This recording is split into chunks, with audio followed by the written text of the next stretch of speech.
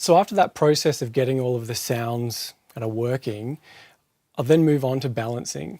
I like to start with the loudest part of the song. In this case, it's going to be chorus 3. I'm starting with the loudest part because if I start mixing and leveling things and writing automation in a quiet part of the song, when I get to the louder part, I'm going to start clipping. I'll have nowhere to go. So I like to start in the loud section.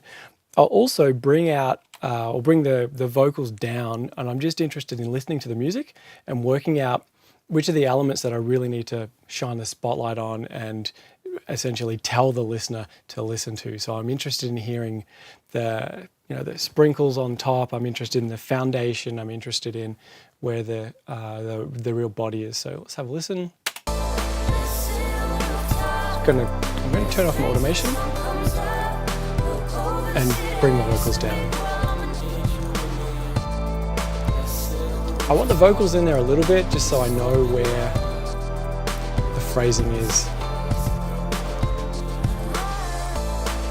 So I think the strings are going to be ambient, so I'm going to mute them for now and add them back in later.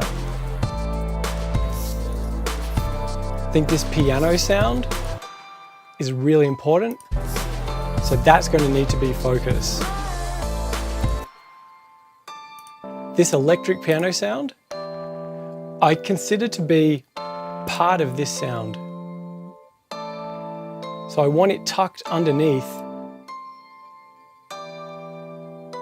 I want it to feel and sound like one instrument.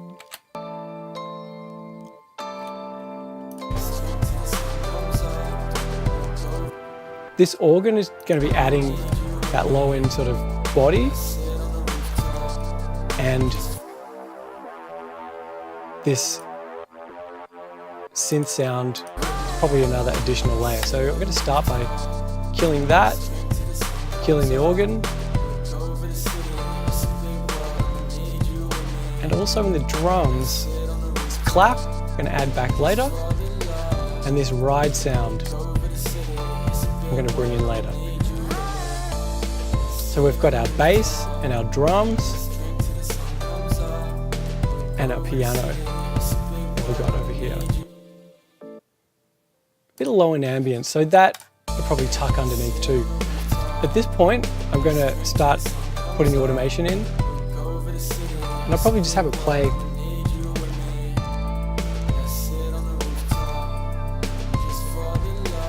And get it sort of feeling right. I'll switch the automation on there. And on this second sound, I'll put the automation back on there too. You can see they're kind of moving together.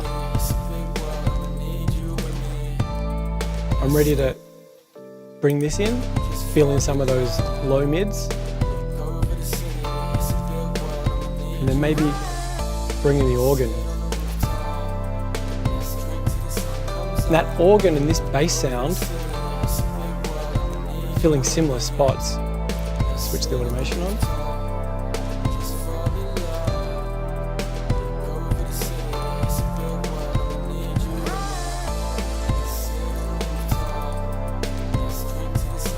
And I'll also put the automation back on for this track. So now what we're missing are these claps. The reason why I want to put those in last is I want to make sure that they're in there moving the rhythm section along while remaining out of the way of the piano, because I think the piano is more important. So now that's back in, and this ride is that. So my automation back on there. You can see I'm just poking it out in those gaps. So without it,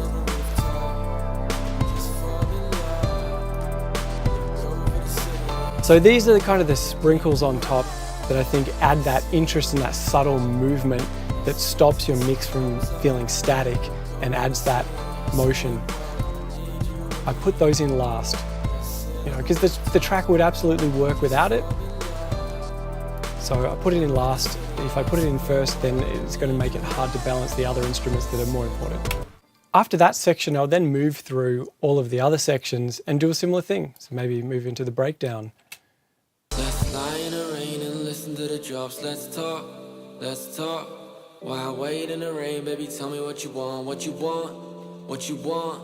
Let's lie in the rain and listen to the drops. Let's talk, let's talk. Why wait in the rain, baby? Tell me what you want, what you want, what you want. Now this tribal drum sound I think was really important. I'm going to turn the automation off for these drums. Lie in the rain and listen to the drops. Let's talk, let's talk. Why wait in the rain, baby? Tell me what you want, what you want, what you want. And I just lose all of that energy and emotion with the automation back on. Lie in the rain and listen to the drops. Let's talk, let's talk. Why wait in the rain, baby? Tell me what you want, what you want, what you want. You can get so much happening with your mix just using volume. And this is the automation that I've used. So if we have a look, this drum is slowly fading in over the whole section. Not much happening in the drums there. Move into the chorus. We'll just have a quick look at the automation I was doing in the chorus. So the clap is being automated. Switch it on for the others.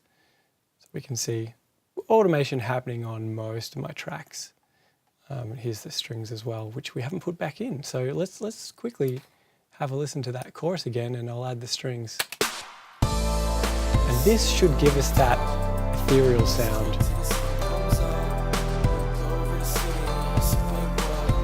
So it absolutely works without it. Much better with it. And if I were to put that string sound in first, it'd be very difficult to balance. So for me, it's about balancing everything else first, then we can bring it in until it's at the right level without pulling focus. This is meant to be a feeling, not a look at me sound. So I'll put all the automation back on now.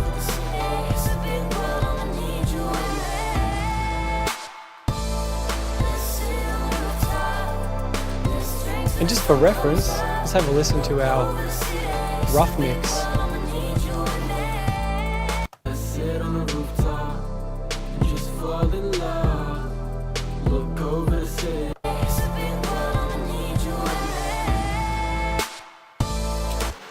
And while we're on this, let's have a listen to that breakdown section. We'll listen to that original, that rough mix. In the rain and listen to the drops. Let's talk, let's talk. Why wait in the rain, baby? Tell me what you want, what you want, what you want. In the rain and listen. And switching back to the final mix. Let's talk. Why wait in the rain, baby? Tell me what you want, what you want, what you want. So that's creating a lot of excitement with that automation. And remember that we've already worked on the sound. We've already put the aggression and the edge in those tribal drums. So then the final touch is building the dynamics in. And I think that is a real big part of making a mix feel alive. If you look, all of my tracks automated the whole way through. And that's all using faders rather than the mouse, because that's how you can feel the track if you're actually playing it, performing it in. So after working through each section, I'll be right. thinking about which elements need to be promoted to the top of the mix in volume. After doing that for all of the sections, I then have the instrumental track working really well. At that point, I would then move on to the lead vocal and start balancing that.